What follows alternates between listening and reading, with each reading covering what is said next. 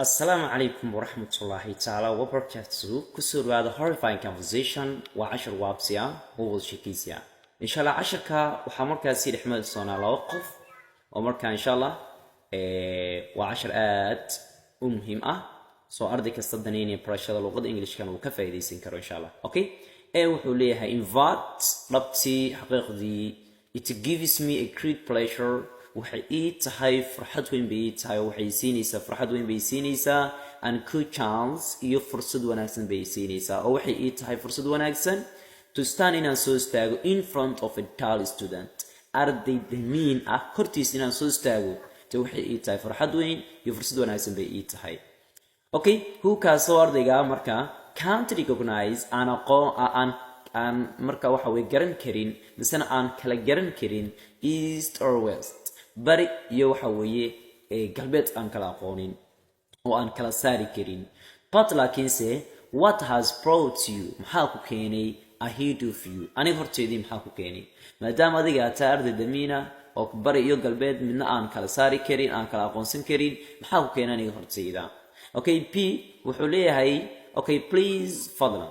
don't speed up your normal ha ka dheereynin caadigaagii oo sidaad ahayd ha ka dheereynin okay and don't price hana u amaanin yourself nafsadaadii ha u amaanin and don't price hana u amaanin yourself nafsadaadii ha u amaanin as a damsel girl sidii gabar markaasi dhoocil oo kale ha u amaanin nafsadaada laakiin adigoo kale if not hadii kale you will collect waxa markaad u aruurin doontaa the trash qashinka as a mad person sidii qof aan oo kale aad qashin u aruurin doontaa hadii kale okay oo u jawaabay waxa way p wuxuu leeyahay okay fantastic achieve okay I said to hear waxaan maqli jiray if the children hadii caruurta are impolite ones ay yihiin ku edeb aan hayn hadii yihiin okay they weak waxay markaasi u iljibiyaan at their grandmother ayyadoodii bay u iljibiyaan okay please fadlan put your feet lugahaagi cagahaagi dhig on the ground dhulka dushiisa dhig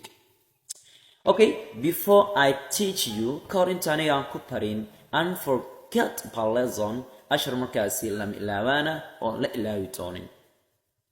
p oo jawaabay isagana wuxuu leeyahay did you look at ma fiirinin miya your shape qaabkaagii muuqaalkaagii nooc adiga tahay ma eegin miya look okay sorry you look like waxa adiga aad u eg tahay a sack jawaanbaad u eg tahay full of sand lagu soo buuxiyey markaasi cid lagu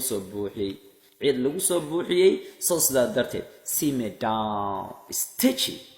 down stitching okay inshallah hadaad ka heshay casharkani la wadaaga asxaabtaadii